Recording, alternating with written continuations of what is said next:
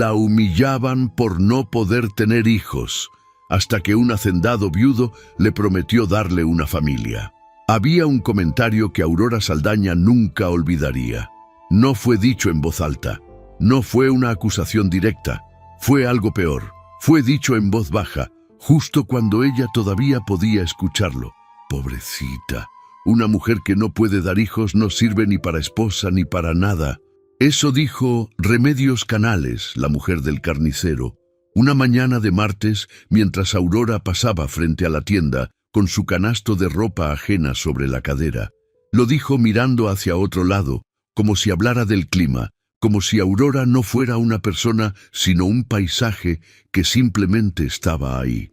Aurora no se detuvo, siguió caminando, pero sus dedos apretaron el borde del canasto con tanta fuerza que los nudillos se le pusieron blancos. Eso era Río de Ceniza, un pueblo del interior de México, enclavado entre cerros secos y milpas polvorientas, donde los secretos vivían poco tiempo y los juicios duraban toda la vida. Un lugar donde la gente no necesitaba razones para hablar, solo necesitaba tiempo libre y vecinos cerca. Y Aurora Saldaña les había dado algo de qué hablar desde el día en que su matrimonio con Gilberto Fuentes se deshizo como papel mojado después de 3 años sin que ella pudiera quedar embarazada. Gilberto se fue sin escándalo. Eso fue lo más cruel de todo. No hubo peleas en la calle, no hubo portazos, no hubo drama que la gente pudiera ver y comprender. Solo una mañana en que él no estaba y una tarde en que alguien ya lo había visto en el pueblo vecino con otra mujer. Una mujer que, según todos, se apresuraron a contarle a Aurora, ya cargaba su vientre con evidente orgullo. Desde entonces, Aurora lavaba ropa ajena a la orilla del río. Era el trabajo que le quedaba. No porque no pudiera hacer otra cosa, sino porque era lo que el pueblo le permitía hacer sin que nadie se sintiera incómodo. Era un trabajo silencioso, solitario, que no requería que ella interactuara demasiado con nadie. El río no la juzgaba, el río simplemente corría. Esa mañana, como todas las mañanas, Aurora llegó al punto donde el río hacía una curva ancha y las piedras planas asomaban sobre el agua. Dejó el canasto en el suelo, se arremangó hasta los codos y comenzó. Primero las sábanas grandes, que pesaban más cuando estaban mojadas y que había que frotar contra la piedra con los 2 brazos hasta que la espalda dolía. Luego las prendas pequeñas, los delantales, las camisas de trabajo, la ropa de los niños de otras mujeres, siempre la ropa de los niños de otras mujeres. Ella lo había dejado de notar hacía tiempo, o eso se decía a sí misma. Porque si se ponía a pensar en eso, en los pequeños pantalones llenos de lodo y en las blusitas bordadas que lavaba con cuidado y doblaba con delicadeza, algo en el centro del pecho empezaba a moverse de una manera que no tenía nombre, pero que dolía igual. El sol ya estaba alto cuando escuchó pasos sobre la tierra seca detrás de ella. No se volteó de inmediato. Conocía los pasos de casi todos en Río de Ceniza, los de don Aurelio, el viejo que pescaba río arriba, los de las muchachas que a veces venían a lavar y aprovechaban para chismear, los de los niños que corrían sin destino. Estos pasos no los conocía, eran lentos, deliberados, y se detuvieron. Aurora siguió lavando. Pasaron varios minutos. Ella no escuchó nada más. No hubo voz, no hubo saludo, no hubo el ruido de alguien buscando algo o siguiendo su camino. Solo ese silencio que llegó después de los pasos y que se quedó instalado detrás de ella como una presencia. Cuando finalmente se volteó, no había nadie, solo los árboles, la sombra de las ramas moviéndose con el viento, y más allá, entre los mezquites, algo que podría haber sido una figura, o podría haber sido simplemente la manera en que la luz del mediodía jugaba con las sombras. Aurora frunció el ceño, miró durante un momento más, luego se volvió hacia el río, no dijo nada. No había nadie a quien decirle nada. Esa noche, en la casa pequeña que rentaba al fondo de la calle Hidalgo, Aurora calentó frijoles y comió sola frente a la ventana. Por la ventana se veía el patio de los vecinos, donde doña Esperanza mecía a su nieto más pequeño cantándole algo que Aurora no podía escuchar, pero que podía imaginar sin esfuerzo. Había aprendido a no mirar demasiado tiempo esas escenas, no porque le produjeran envidia, al menos no del tipo que la gente hubiera esperado. Era algo más complicado que eso. Era la sensación de estar mirando una vida desde afuera de un vidrio, sabiendo que la puerta existe, pero que a ti nunca te van a abrir. Se fue a dormir temprano. A la mañana siguiente, mientras cruzaba la plaza para ir al mercado a buscar jabón, se encontró de frente con Leticia Fuentes, la hermana de su exmarido. Leticia no era mala mujer, ese era el problema. Era de esas personas que hacen daño con la mejor de las intenciones, que hieren con palabras amables, dichas en el tono equivocado. «Aurora», dijo deteniéndose con su bolsa de mercado en la mano. «¿Cómo estás?» «Bien», respondió Aurora. «Con permiso». «Espera, espera», dijo Leticia, y sonrió con esa sonrisa que Aurora había aprendido a detectar, la que significaba que venía algo que no iba a gustarle. «¿Ya supiste que Gilberto ya tiene otro bebé?» «El segundo. Una niña. Dicen que está muy guapo el bebé». Aurora sintió el golpe.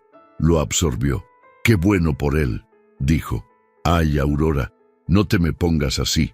Solo te cuento porque en este pueblo todos se enteran de todo y mejor que lo sepas por mí que por otra». «Gracias, Leticia. Con permiso». Esta vez caminó sin esperar respuesta. Compró el jabón. Caminó de regreso. Entró a su casa. Cerró la puerta.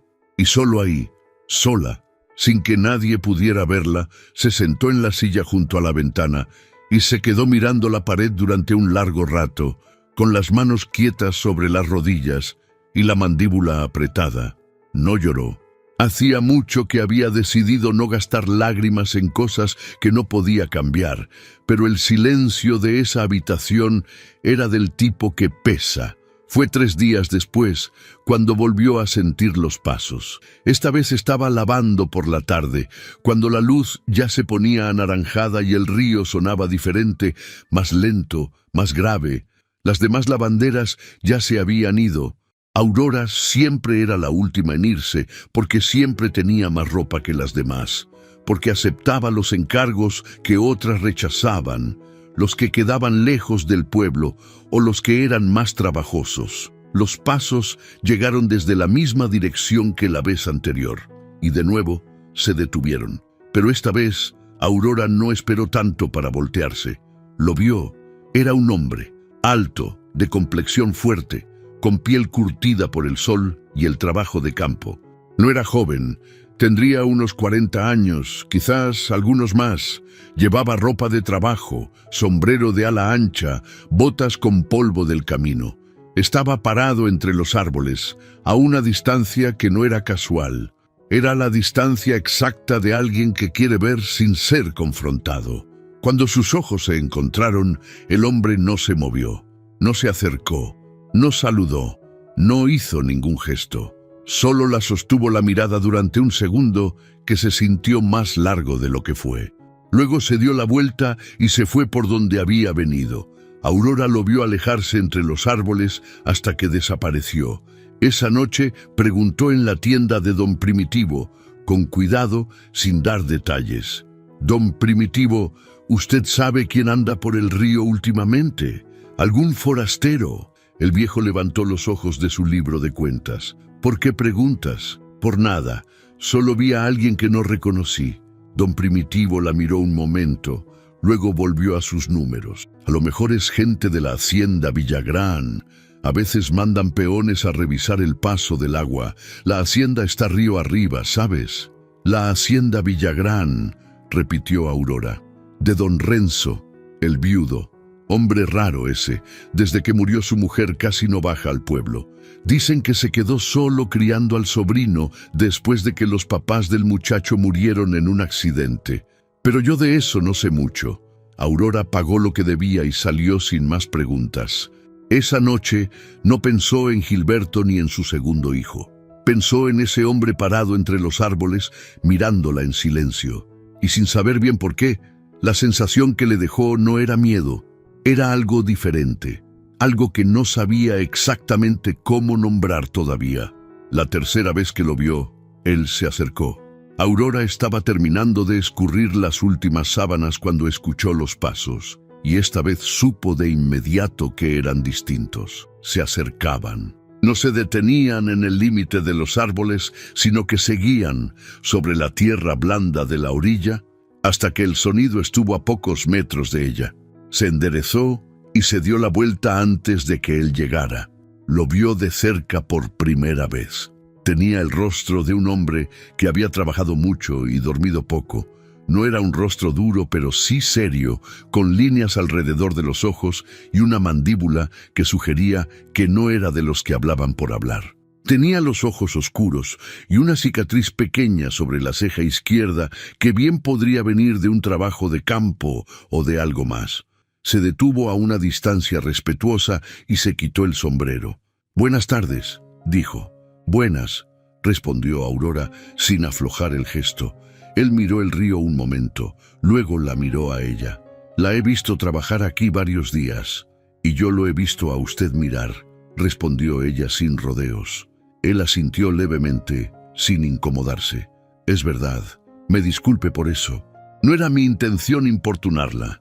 Entonces, ¿cuál era su intención? Otra pausa. El río sonaba entre ellos. «Todavía no lo sabía», dijo él. «Ahora creo que sí». Aurora lo miró directamente. «¿Usted es de la hacienda Villagrán?» «Soy Renzo Villagrán». Ella no cambió la expresión. Ya había escuchado el nombre, sabía lo básico. Viudo, hacienda río arriba, rara vez en el pueblo. «¿Qué quiere, don Renzo?» Él volvió a mirar el río. Luego la miró a ella con una expresión que no era exactamente fácil de descifrar. No era arrogancia ni compasión, ni deseo. Era algo más parecido a una decisión que había estado tomando durante días y que finalmente había resuelto decir en voz alta. «He preguntado por usted en el pueblo», dijo. «Sé cómo la tratan, sé lo que dicen, y sé que eso no le hace justicia». Aurora sintió algo endurecerse en ella. «No necesito que nadie defienda mi honra, don Renzo. No vengo a defenderla. Vengo a proponerle algo». «¿Proponerme?» «Usted no puede tener hijos», dijo él, y lo dijo con una directness que no era crueldad, sino simplemente la manera en que un hombre acostumbrado a hablar de tierra y ganado y asuntos difíciles dice las cosas. «Pero yo puedo darle una familia».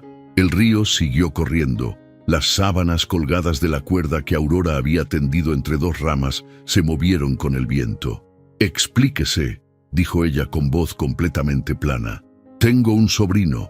Tiene 9 años, se llama Mateo. Perdió a sus padres y desde entonces vive conmigo. Yo no soy un padre. Soy un hombre que sabe trabajar la tierra y administrar ganado y que no sabe nada de criar un niño. El muchacho necesita más de lo que yo puedo darle. ¿Y yo qué tengo que ver con eso? Necesito a alguien que cuide del hogar y de Mateo. Alguien que esté presente de manera permanente. No una empleada que se vaya a las 6 de la tarde. Alguien que forme parte de esa casa». Aurora tardó en responder. «¿Me está pidiendo que me case con usted?» «Le estoy pidiendo que considere la posibilidad», dijo él. «Sin presiones. Sin promesas que no pueda cumplir, solo que lo considere». «¿Por qué yo?». La pregunta salió sin que ella la planeara completamente. Era la pregunta real, la que estaba debajo de todas las demás. Renzo Villagrán la miró durante un momento. «Porque usted trabaja sin quejarse, aguanta sin derrumbarse y no tiene miedo de estar sola. Eso es más de lo que la mayoría puede decir». Aurora recogió su canasto. «Tengo que pensarlo», dijo. «Tómese el tiempo que necesite». Ella se fue sin decir más. Pero esa noche, sentada frente a su ventana con el plato de comida todavía caliente, se dio cuenta de que era la primera vez en mucho tiempo que tenía algo diferente en qué pensar, no en lo que le faltaba, sino en lo que podría estar esperando al otro lado de una decisión. Aurora tardó 4 días en dar su respuesta. No porque no supiera lo que iba a decir. En algún lugar que no era exactamente el corazón ni exactamente la razón, sino algo entre los dos. Ya lo sabía desde el momento en que Renzo se alejó por la orilla del río. Pero tenía miedo de decirlo rápido, como si la rapidez pudiera traer mala suerte, o como si necesitara probarle a alguien, quizás a sí misma, que no era una mujer desesperada que aceptaba lo primero que le ofrecían. Durante esos 4 días siguió lavando ropa al río. Siguió pasando frente a la tienda de Remedios Canales. Siguió escuchando lo que se decía y lo que no se decía en Río de Ceniza. Y en esos 4 días notó algo que quizás siempre había estado ahí, pero que ahora veía con ojos distintos. El pueblo la miraba, no con curiosidad nueva. La miraban como siempre, con esa mezcla de lástima y distancia, que era ya casi un paisaje familiar. Pero ahora Aurora las observaba de regreso con una pregunta que antes no tenía. ¿Qué pierde uno si se va de aquí? ¿Qué deja? ¿Qué hay en Río de Ceniza que valga más que la posibilidad de algo diferente? No encontró respuestas que pesaran lo suficiente. Al 5.º día, cuando todavía estaba oscuro y el pueblo dormía, Aurora caminó hasta el río, no a lavar, solo a pensar. Se sentó en la piedra plana donde siempre trabajaba y miró el agua pasar. El río de madrugada suena diferente, más profundo, como si estuviera hablando de otras cosas. Pensó en su madre, que había muerto cuando ella tenía 12 años, y que le había dicho una vez, de manera casual, sin saber que esas palabras iban a quedarse para siempre: Aurora, en esta vida las mujeres tienen que aprender a tomar lo que les sirve antes de que se lo quiten. No era un consejo sabio ni poético, era simplemente lo que su madre había aprendido a base de golpes. Pensó en Gilberto, no con dolor ya, sino con la frialdad de quien examina un error antiguo. Gilberto no la había dejado porque no la amara. La había dejado porque amaba más la idea de tener hijos que la idea de estar con ella. Y en Río de Ceniza nadie lo había condenado por eso. Nadie lo había señalado. A él le habían dado una segunda oportunidad sin que tuviera que pedirla. A ella le habían dado un canasto de ropa ajena y la orilla de un río. No era amargura lo que sentía pensando en eso, era claridad. Cuando el sol empezó a asomarse por detrás de los cerros, Aurora se levantó, se sacudió el polvo del vestido y tomó la decisión que ya había tomado 4 días atrás. Subió a la hacienda Villagrán a media mañana. El camino era largo, más de 1 hora a pie, por una vereda entre milpas y potreros, con el sol ya cargando fuerte y el polvo levantándose con cada paso. Aurora lo hizo sin prisa, mirando el terreno, los cercos, los árboles que marcaban los límites de la propiedad. Era tierra trabajada, se notaba, no abandonada, no en crisis. Era tierra que alguien cuidaba con seriedad. La hacienda apareció después de una curva en el camino. No era lo que Aurora había imaginado, aunque tampoco hubiera podido decir exactamente qué había imaginado. Era una construcción grande, de adobe y vigas de madera, con un patio central donde había un pozo y un árbol de sombra enorme, cuyas ramas llegaban casi a los tejados. Había corrales a un lado, una bodega al otro, y flores en macetas sobre el corredor que nadie esperaría encontrar en casa de un hombre solo. Un niño estaba sentado en los escalones del corredor. Aurora lo vio antes de que él la viera a ella. Tendría unos 9 años, como había dicho Renzo, con el cabello negro alborotado y los codos sobre las rodillas, mirando el suelo con la expresión de alguien que lleva rato pensando en algo que no le gusta pensar. Cuando levantó la vista y la vio llegar, no dijo nada, solo la miró. Aurora se detuvo en el borde del patio. «Buenas», dijo. El niño no respondió de inmediato.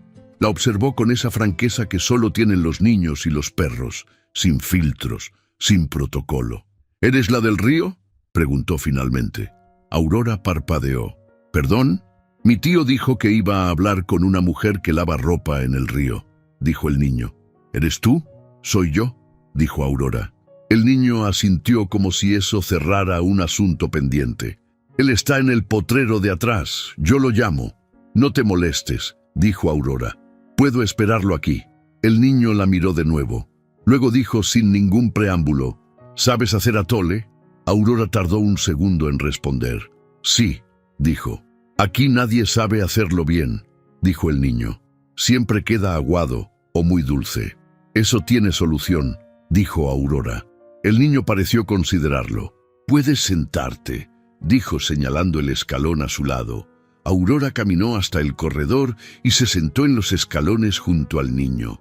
Los dos miraron el patio en silencio durante un momento. ¿Cómo te llamas?, preguntó Aurora. Mateo. Yo soy Aurora. Mateo asintió, pero no dijo nada más. Y en ese silencio, que era el silencio de dos personas que todavía no se conocen, pero que tampoco se están rechazando, Aurora sintió algo que no esperaba sentir en ese primer momento en esa hacienda desconocida. Algo parecido a estar en el lugar correcto. No lo dijo. No tenía a quien decírselo, pero lo sintió. Renzo llegó 20 minutos después, con las botas llenas de tierra y la camisa pegada al cuerpo por el trabajo. Se detuvo al borde del patio cuando la vio sentada junto a Mateo y durante un segundo no dijo nada. Luego siguió caminando. No esperaba verla tan pronto, dijo. Tomé mi tiempo, respondió ella. Ya tomé mi decisión. Él se quitó el sombrero y lo colgó en el gancho junto a la puerta. ¿Quiere hablar adentro? Aquí está bien. Renzo asintió y se sentó en la silla de madera al otro extremo del corredor. Mateo los miró a los dos, pareció calcular algo, y luego se levantó sin decir nada y entró a la casa. Se quedaron solos. Acepto, dijo Aurora directamente, pero con condiciones. Dígalas. No voy a ser empleada disfrazada de esposa. Si entro a esta casa, ¿entro con dignidad o no entro? Eso no es una condición, dijo Renzo. Eso es lo mínimo. Además, continuó ella, lo que pasa en esta casa es asunto de esta casa. No del pueblo, no de su gente, no de nadie más. Si usted necesita hablar de algo, me lo dice a mí. Y lo mismo de mi parte. De acuerdo. Y hay algo que necesito saber antes de aceptar de verdad. Renzo la miró. Ese niño, dijo Aurora. Mateo. Usted dijo que los padres murieron en un accidente, pero en el pueblo dicen que nadie sabe bien qué pasó. Yo no voy a entrar a una casa con secretos que me pueden caer encima sin haberlos pedido. Un silencio. El árbol del patio se movió con el viento. No todo lo que pasó puedo contárselo hoy, dijo Renzo finalmente, con una voz que había cambiado de tono. No porque quiera ocultarle nada, sino porque hay cosas que no se cuentan de golpe, cosas que tienen que contarse a su tiempo. ¿Hay algo que ponga en riesgo a ese niño? No. ¿Hay algo que me ponga en riesgo a mí? Una pausa más larga esta vez, no directamente. Pero hay personas que podrían hacer su vida difícil si se involucra en esta familia. Personas del pueblo o personas de afuera, de los dos lados. Aurora lo miró durante un momento. Buscó en ese rostro serio y curtido alguna señal de mentira o de manipulación y no encontró ninguna. Lo que encontró fue algo diferente. La expresión de un hombre que está acostumbrado a cargar peso solo y que no sabe muy bien cómo dejar que alguien lo ayude. Está bien, dijo. Lo que no pueda decirme hoy, me lo irá diciendo, pero sin mentiras. Sin mentiras, repitió él. Aurora se levantó. ¿Cuándo quiere que venga? Cuando usted diga. El viernes, dijo ella. Necesito arreglar mis cosas en el pueblo. Renzo asintió. El viernes. Aurora caminó hacia la salida del patio. Cuando llegó al borde, se detuvo y se volteó. El niño me preguntó si sé hacer atole. Renzo parpadeó, como si esa información no la hubiera esperado. ¿Y sabe? Sí, dijo Aurora. Y lo hago bien. Se fue por la vereda sin mirar hacia atrás. En el pueblo, la noticia viajó más rápido que ella. Aurora no supo cómo, nunca lo sabía. Así era Río de Ceniza. Había algo en el aire del pueblo, una corriente invisible que transportaba los secretos de un extremo al otro antes de que los protagonistas tuvieran tiempo de contarlos ellos mismos. La primera en abordarla fue Leticia Fuentes, naturalmente. «Aurora, ¿es verdad que vas a ir a vivir a la hacienda Villagrán?» «Sí». «Sí, pero ¿por qué? ¿Qué te ofreció ese hombre?» «Un trabajo». «¿Un trabajo? Así le llaman ahora», dijo Leticia, y en su voz había algo que quería sonar como preocupación, pero que tenía el sabor de otra cosa. «Aurora, ese hombre es raro. Dicen que lo de su mujer no fue un accidente cualquiera. Dicen que...» «Leticia», la interrumpió Aurora con calma. «Gracias por el aviso, pero yo ya tomé mi decisión». La segunda fue Remedios Canales, que esta vez no habló en voz baja, sino directamente. «¿Vas a ir a cuidarle el muchacho al Villagrán?», le dijo en la calle, con las manos en la cadera. «Mira tú, cómo se aprovechan los hombres de las necesidades de una mujer». Aurora se detuvo. «¿Quién se está aprovechando, doña Remedios?» «Él, por supuesto. Necesita una sirvienta y como tú no tienes otras opciones...» «Tengo muchas opciones», dijo Aurora con una voz tan tranquila que resultó más cortante que cualquier grito. «Esta es la que escogí», y siguió su camino. Pero esa noche, empacando su ropa en el baúl pequeño que tenía desde joven, Aurora escuchó las voces afuera y supo que el pueblo ya estaba construyendo su versión de la historia, que ella era una desesperada, que se había ofrecido al viudo porque no tenía nada que ofrecer, que el hacendado la había escogido porque era la única que aceptaría. Cerró el baúl con fuerza, que dijeran lo que quisieran. Ella ya había aprendido que el río no pregunta hacia dónde va, solo corre. Los primeros días en la hacienda fueron de silencio. No el silencio incómodo de dos extraños que no saben qué decirse, sino el silencio funcional de personas que están aprendiendo los ritmos del otro. Aurora aprendió a qué hora se levantaba Renzo, a qué hora salía al campo, cuándo volvía, qué comía y qué no tocaba. Renzo, por su parte, aprendió que Aurora no era de las que pedían permiso para hacer las cosas, sino de las que las hacían y luego preguntaban si había algo que cambiar. Con Mateo fue diferente. El niño era complicado de una manera que Aurora reconoció de inmediato, no porque fuera difícil o agresivo, sino porque era de los que guardan todo adentro.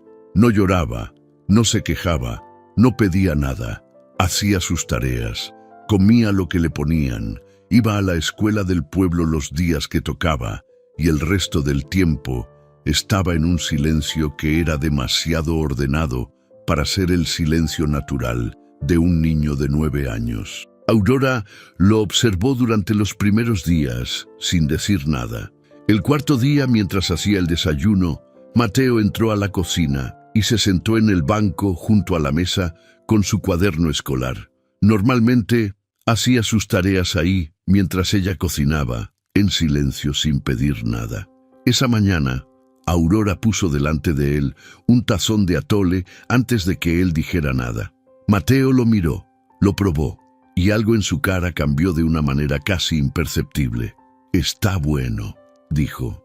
«Te dije que lo hacía bien», respondió Aurora sin hacer mayor cosa de ello.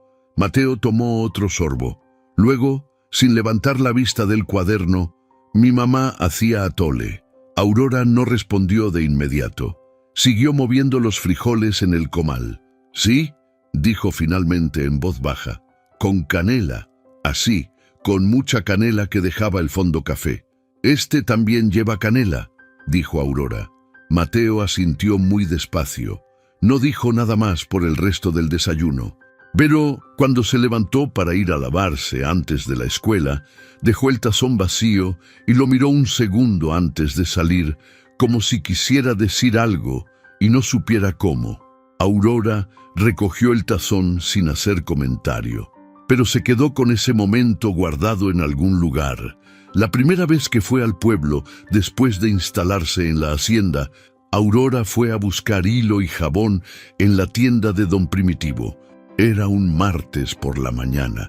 El mercado estaba activo y ella sabía perfectamente lo que iba a encontrar. Lo encontró. Las miradas, los murmullos que se hacían más bajos cuando ella pasaba, pero que no desaparecían, las mujeres que se juntaban de a dos o de a tres y que de repente tenían mucho que comentar entre sí cuando Aurora cruzaba cerca. Lo que no esperaba era el comentario de Hortensia Mares, una mujer que Aurora siempre había considerado inofensiva, de esas que no buscan conflicto pero que tampoco lo evitan si está ahí. «¿Cómo está el viudo?», le dijo Hortensia, con una sonrisa que quería ser inocente. «Dicen que es hombre muy solo. Qué bueno que ya encontró quien lo cuide». Aurora compró su jabón. «Están todos muy bien, gracias», dijo. «¿Y el niño? Ese Mateo, dicen que es raro, que no habla con nadie en la escuela, que desde lo de sus papás quedó medio... Es un niño que pasó por algo difícil», dijo Aurora, y su voz cortó la frase de Hortensia con la precisión de una tijera. «Como cualquier persona que pierde a su familia. Nada raro en eso». Hortensia parpadeó. «Ay, sí, claro, yo no quise decir... Que tenga buen día», dijo Aurora, y salió. En el camino de regreso a la hacienda, con la canasta en el brazo y el sol de mediodía aplastando fuerte, Aurora pensó en lo que había dicho Hortensia sobre Mateo, que era raro, que no hablaba con nadie. Ella ya lo había notado, pero escucharlo dicho así, con ese tono, le revolvió algo por dentro. Nadie había intentado entender a ese niño. Lo habían observado desde afuera, le habían puesto etiqueta y habían seguido con sus asuntos. Eso lo conocía bien, demasiado bien. Fue una semana después cuando Renzo llegó a la cocina después de cenar y se sentó en la silla grande junto a la ventana. Aurora estaba lavando los trastes.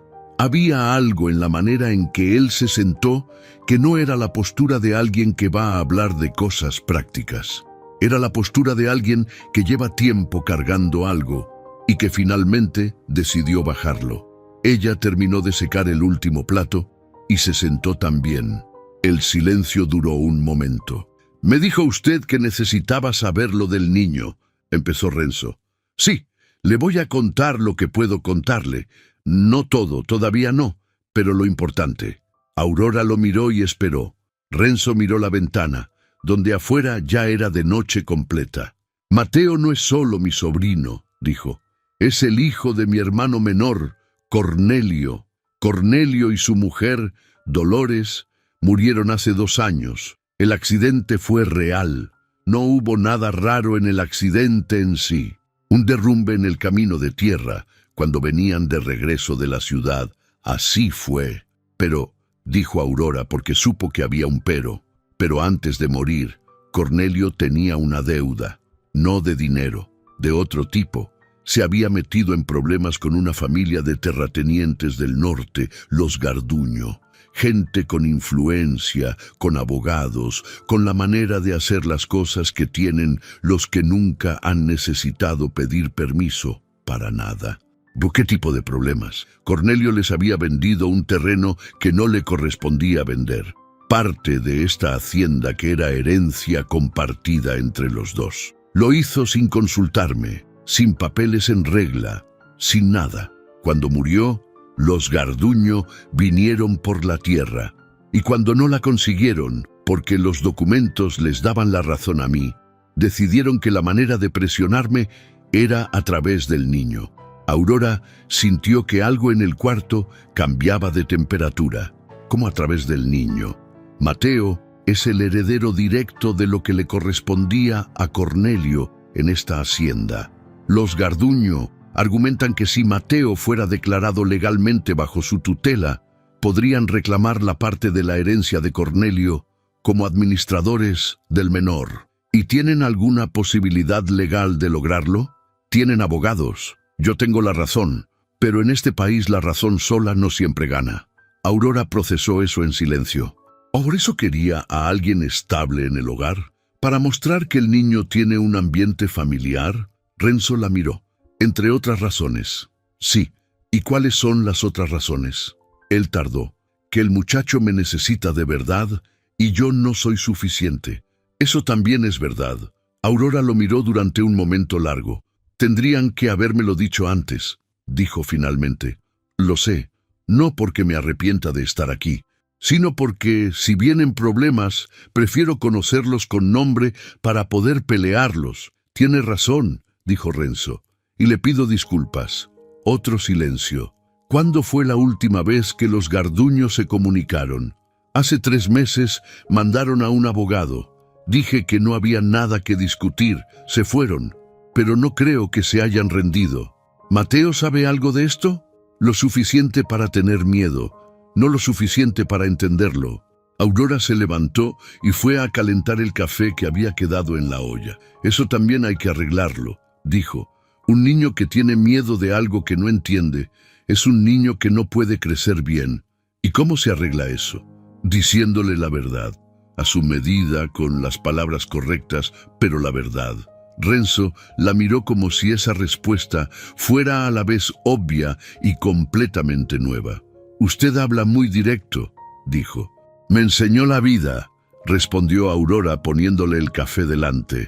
¿Tiene azúcar? No, dijo él. Bien, el azúcar en el café es un vicio innecesario.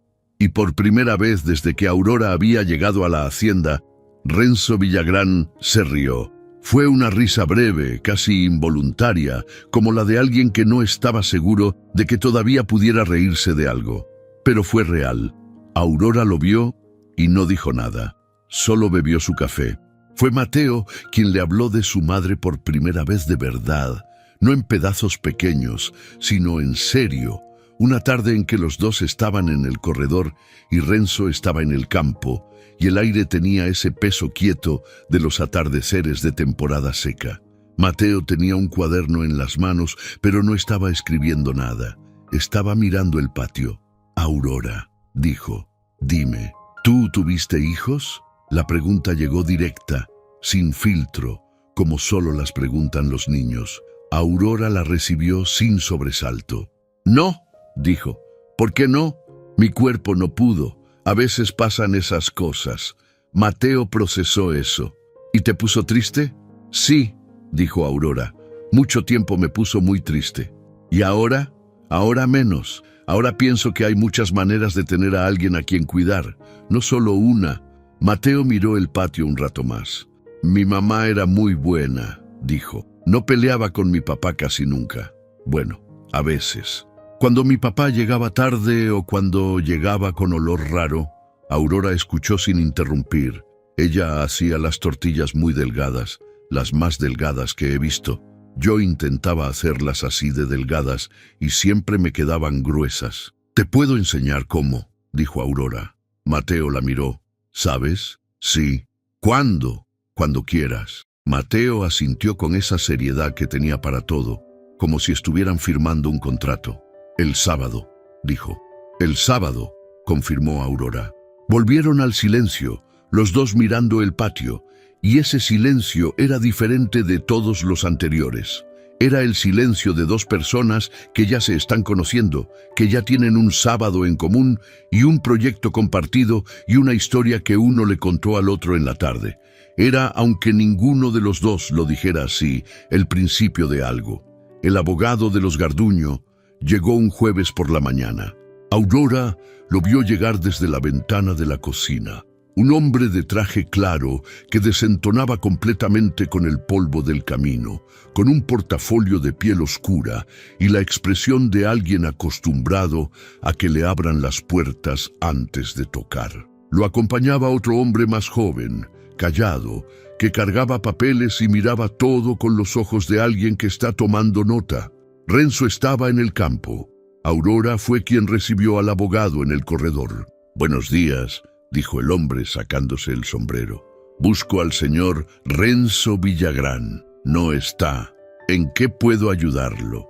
El abogado la miró con la mirada que tienen los hombres que no están acostumbrados a tener que explicarse ante mujeres en puertas de hacienda. «Soy el licenciado Ferreira, represento a la familia Garduño.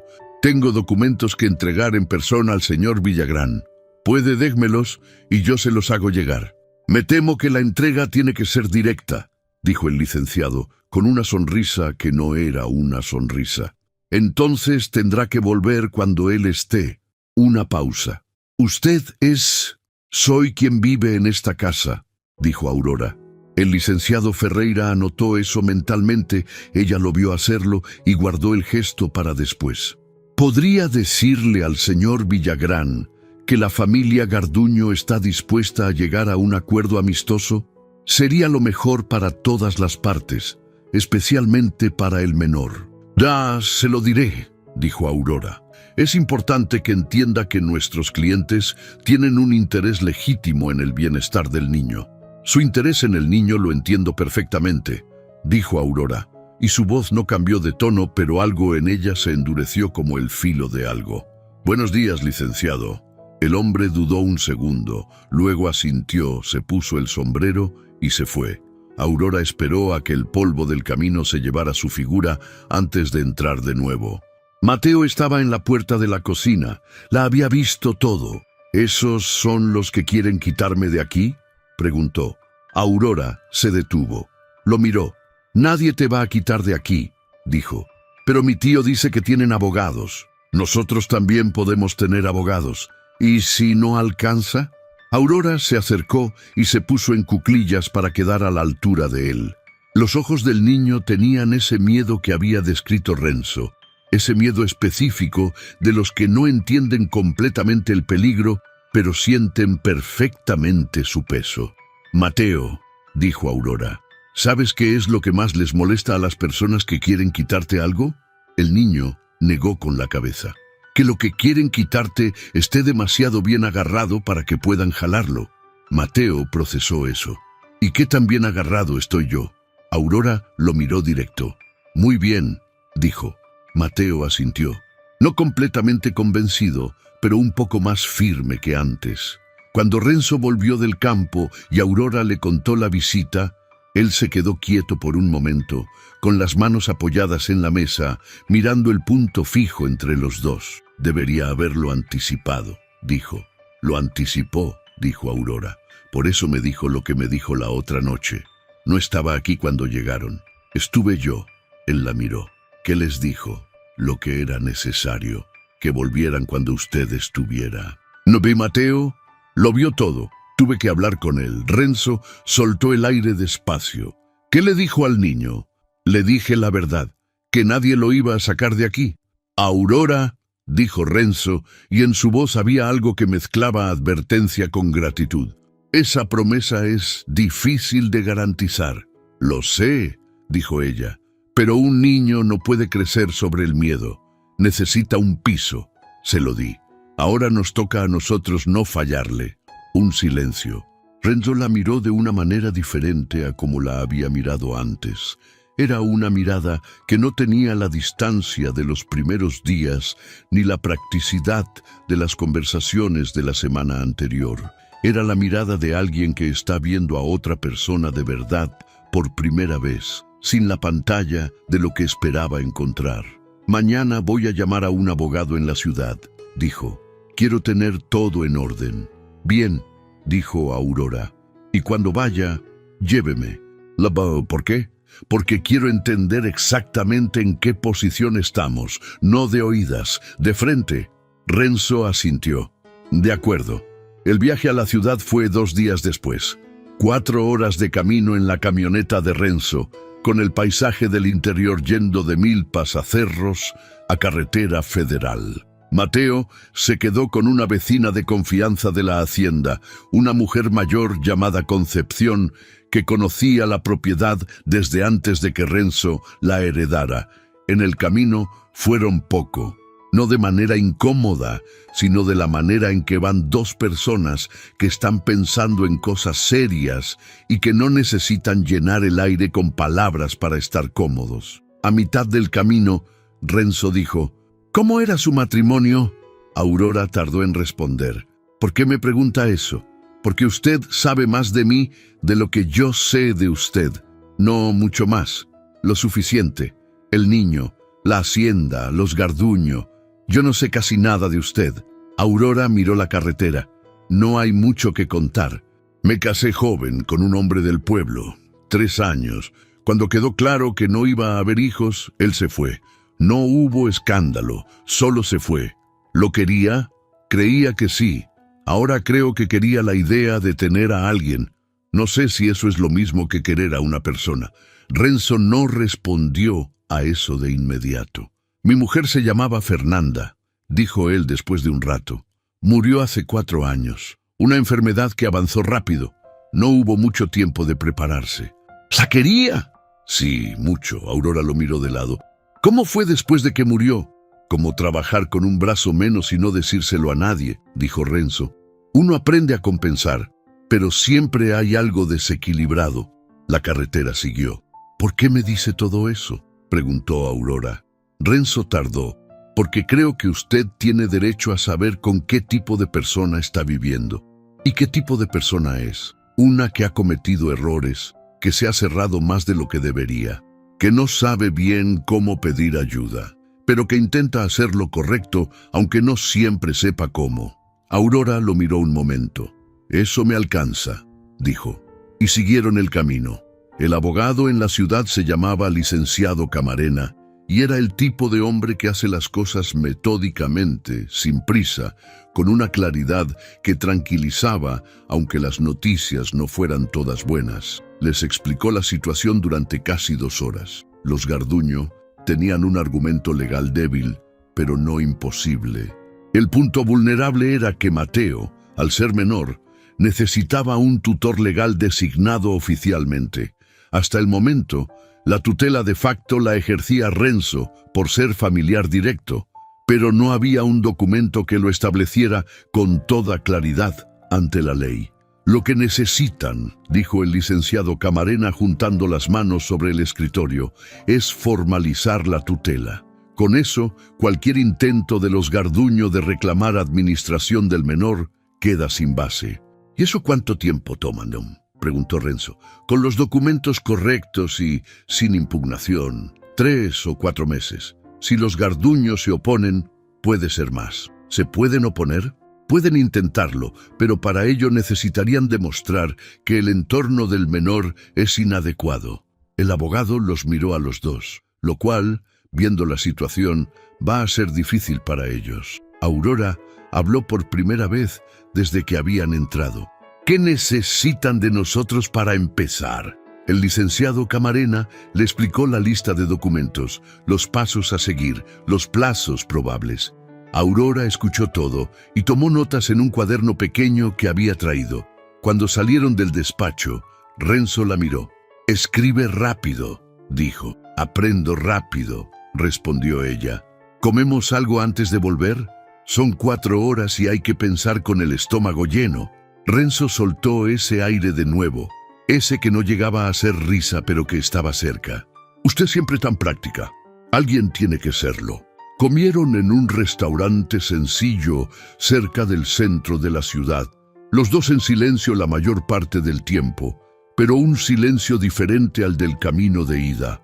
Era el silencio de 2 personas que han compartido algo serio y que ahora están procesándolo juntos sin necesidad de traducirlo todo en palabras. En el camino de regreso, ya de noche, con el paisaje negro afuera y las luces del tablero del camión entre los dos, Aurora dijo: «Cuando se resuelva lo del niño, cuando esté estable y la tutela esté en orden».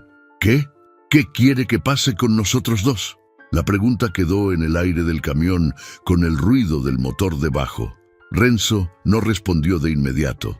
Miró la carretera. «No lo sé», dijo finalmente, con honestidad. «Sé lo que empecé queriendo. Sé que lo que hay ahora es diferente a lo que imaginé, pero no sé nombrar bien lo que es». «Está bien», dijo Aurora. «No tiene que nombrarlo todavía». «¿Y usted qué quiere?». Aurora miró la oscuridad afuera. «Quiero no tener que volver a lavar la ropa de otros para sobrevivir», dijo primero, y en eso había humor, pero también una verdad que llevaba años cargando. «Quiero que el niño esté bien, y quiero que cuando pase el tiempo y mire hacia atrás, pueda decir que construí algo. No que me lo dieron, que lo construí». Renzo no dijo nada, pero sus manos sobre el volante se aflojaron un poco, como si algo que había estado apretado encontrara finalmente cómo soltarse. Los meses que siguieron fueron los más complicados y los más reales que Aurora Saldaña recordaría el resto de su vida. Los Garduño no se rindieron fácilmente. Como había advertido el licenciado Camarena, presentaron una impugnación al proceso de tutela, argumentando que el entorno en la hacienda era inestable, que la presencia de una mujer sin vínculo legal establecido con el menor era irregular, y que Renzo Villagrán no reunía las condiciones para ser tutor único, dado el historial de conflictos con la familia Garduño. Fue en esa etapa cuando Aurora entendió que los documentos legales eran solo una parte de la pelea. La otra parte era más vieja y más difícil. Era la pelea de las palabras dichas en los lugares correctos, de las personas que dan fe de lo que ven, de la reputación construida no en un día, sino en el acumulado silencioso de los gestos cotidianos. Y ahí, inesperadamente, el pueblo de Río de Ceniza entró a la historia de una manera que Aurora no anticipó. Fue don Primitivo quien empezó. El viejo de la tienda, que conocía a medio pueblo y había visto pasar 3 generaciones de familias, fue el primero en hablar con el licenciado Camarena, cuando éste necesitó testimonios sobre el carácter de Renzo y la situación del menor. Don Renzo es hombre de trabajo y de palabra, le dijo don Primitivo al abogado, con la calma tranquila de quien no necesita adornar lo que dice. Y la señorita Aurora es de las personas que hacen las cosas bien sin andar pidiendo aplausos. Luego fue Concepción, la vecina que había cuidado a Mateo mientras Aurora y Renzo fueron a la ciudad. Dio su testimonio sin que nadie se lo pidiera 2 veces, describiendo lo que había visto en los meses que llevaba tratando a la familia. Un niño que había empezado a reír más, un hombre que llegaba a comer en lugar de saltarse las comidas, y una mujer que había convertido esa casa fría en algo diferente sin hacer aspavientos de ello. Y luego, lo que Aurora nunca esperó. La maestra de Mateo en la escuela del pueblo, una mujer joven llamada Soledad, fue a buscarla directamente. «Vine a decirle que Mateo ya habla», le dijo parada en la puerta de la hacienda una tarde. Aurora la miró sin entender del todo. «Habla con los otros niños», explicó la maestra. «Antes no lo hacía. Se sentaba solo, comía solo, no participaba. Ahora levanta la mano en clase. Ayer le prestó su lápiz a un compañero y se rieron juntos de algo». Aurora sintió algo en el pecho que no supo manejar del todo. «Gracias por decirme», dijo. «Vine porque también quiero dar mi testimonio al abogado», dijo la maestra Soledad. «Si hace falta», dijo Aurora. En el pueblo, mientras tanto, los rumores habían evolucionado. Ya no era solo que Aurora se había ido a vivir con el hacendado viudo porque estaba desesperada. Ahora había otra versión que circulaba, más matizada, construida por quienes habían empezado a ver las cosas desde más cerca. Remedios Canales, la misma Remedios que había dicho en voz baja que Aurora no servía ni para esposa, fue vista una tarde comprando pan en la tienda y diciéndole a otra mujer con toda la naturalidad del mundo: «Dicen que esa Aurora Saldaña tiene bien educado al niño del Villagrán, que ya hasta estudia con gusto». Lo dijo como si lo hubiera pensado siempre. Aurora lo supo por terceros y no dijo nada, pero por dentro algo se asentó. No fue triunfo lo que sintió, era algo más tranquilo que eso. Era la sensación de quien ha estado caminando en un terreno inestable y de pronto nota que el suelo ya no se mueve. La audiencia legal fue en la ciudad, 3 meses y medio después de que el proceso había comenzado. Renzo, Aurora y el licenciado Camarena llegaron juntos. Los Garduño llegaron con 2 abogados y un señor de mediana edad, que Aurora supo de inmediato que era el patriarca de la familia, un hombre con el porte de quien está acostumbrado a que el dinero resuelva las cosas sin necesidad de que él se ensucie las manos. La audiencia duró la mañana entera. El licenciado Ferreira, representando a los Garduño, presentó sus argumentos con la precisión de quien ha preparado bien su caso. Habló de la inestabilidad del hogar, de la falta de vínculos formales, del historial de conflictos sobre la tierra. El licenciado Camarena, por su parte, presentó los testimonios. Don Primitivo, Concepción, la maestra Soledad. El médico del pueblo que había visto a Mateo crecer 2 centímetros y ganar 4 kilos en los últimos meses. Los documentos de la hacienda en orden, la inscripción escolar del niño, sus calificaciones, la nota de la maestra sobre su participación en clase. Y al final, el juez pidió hablar con Mateo. Fue solo, sin abogados, en una sala aparte. Estuvo adentro 20 minutos. Cuando salió, su expresión no decía nada. Los ojos del niño buscaron a Aurora antes que a nadie. Cuando la encontró, asintió muy despacio, con esa seriedad que era suya desde el principio, y fue a sentarse junto a ella. Aurora no le preguntó nada. Le puso la mano en el hombro y él se quedó quieto bajo ese gesto, sin moverse, como alguien que lleva mucho tiempo queriendo que alguien lo sostenga y que finalmente acepta que sí puede. El juez tomó su decisión esa misma tarde. La tutela legal de Mateo Villagrán quedaba asignada a su tío, Renzo Villagrán, con carácter definitivo. Los argumentos de la familia Garduño sobre inestabilidad del hogar fueron desestimados por insuficiencia de pruebas. Cualquier reclamación sobre los terrenos debería ventilarse en un proceso civil separado, sin involucrar la situación del menor. El licenciado Ferreira recogió sus papeles sin apresurarse, con la compostura de quien pierde, pero no va a admitirlo en voz alta. El patriarca Garduño miró a Renzo desde el otro lado de la sala. Renzo le sostuvo la mirada sin decir nada. Afuera, en la calle frente al edificio del juzgado, con el sol de mediodía cayendo sobre el asfalto, Mateo miró a Renzo y luego miró a Aurora. ¿Ya?, preguntó. «Ya», dijo Renzo. Mateo procesó eso durante un segundo. Luego dijo, con total practicidad, «¿Podemos comer? ¡Me dio hambre!».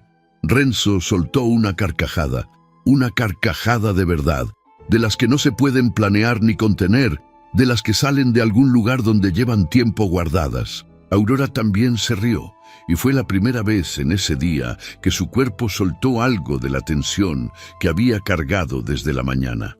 «Sí», dijo, «vamos a comer». De regreso en la hacienda esa noche, cuando Mateo ya dormía y la casa estaba en silencio, Aurora salió al corredor y se sentó en los escalones donde la primera tarde había encontrado al niño solo y pensativo. El cielo del interior de México, lejos de las luces de la ciudad, era de esos cielos que se sienten demasiado grandes para una sola persona mirando desde abajo. Renzo salió un momento después y se sentó en la silla junto a la puerta.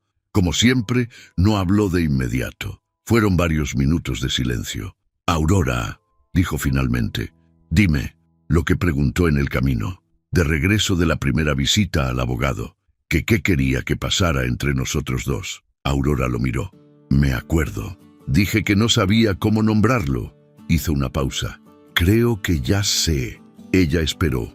«Quiero que esto sea de verdad», dijo Renzo, con la misma directness con que hablaba de tierra y ganado, pero con algo debajo que era completamente diferente. «No un arreglo, no un convenio, de verdad». Aurora lo miró durante un momento. «¿Sabe lo que está pidiendo?». «Creo que sí.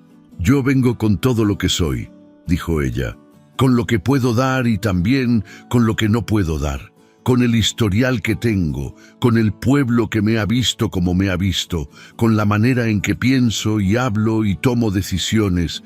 No me voy a volver otra persona porque eso sea más cómodo. No le estoy pidiendo eso, lo sé, pero quería decirlo igual». «¿Y bien?». Aurora miró el cielo un momento. «Sí», dijo, «de verdad». No hubo más palabras esa noche. No hicieron falta. El corredor, el árbol grande, el patio con el pozo, el sonido lejano del campo en la oscuridad. Todo eso estaba ahí, y los dos estaban ahí dentro de eso, y era suficiente. En los meses que siguieron, Río de Ceniza siguió siendo Río de Ceniza. Remedios Canales siguió hablando.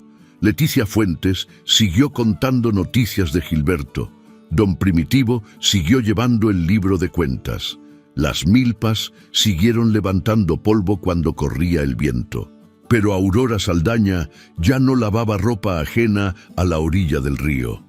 Mateo Villagrán aprendió a hacer tortillas delgadas, casi tan delgadas como las de su madre, y cuando le quedaban bien, se las mostraba a Aurora con esa seriedad que era suya, esperando que ella dijera que sí, que estaban bien, que lo había logrado, y ella siempre lo decía porque siempre era verdad.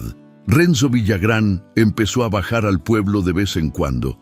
No mucho, nunca fue hombre de pueblo, pero bajaba. Y cuando bajaba, Aurora a veces lo acompañaba, y la gente los veía pasar juntos, y ya no había tanto que decir que no se hubiera dicho ya.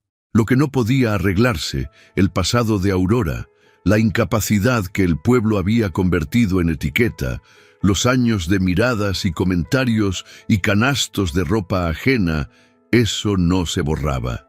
Pero había algo que Aurora había aprendido con toda esa historia, algo que ninguna persona del pueblo le había enseñado porque ninguna de ellas lo sabía bien todavía. Que una familia no se hereda, se construye, ladrillo por ladrillo, conversación por conversación, sábado por sábado aprendiendo a hacer tortillas delgadas, noche por noche en el corredor mirando un cielo demasiado grande. Se construye con lo que uno tiene, no con lo que le falta.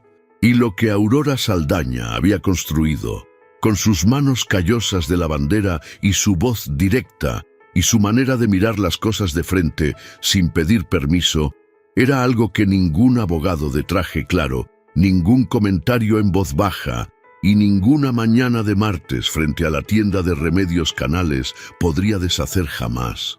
Era suyo, era de los tres, y estaba bien agarrado. Gracias por acompañarnos hasta el final de esta historia. Si llegaste hasta aquí, es porque amas las historias que te tocan el alma, y eso nos llena de gratitud.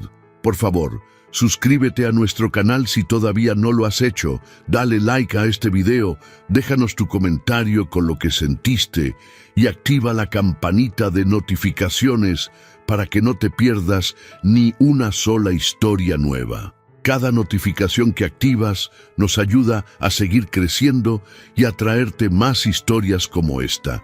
Y cuéntanos, ¿desde dónde estás viendo este video? Queremos conocer a nuestra familia en todo el mundo. Nos vemos en la próxima historia.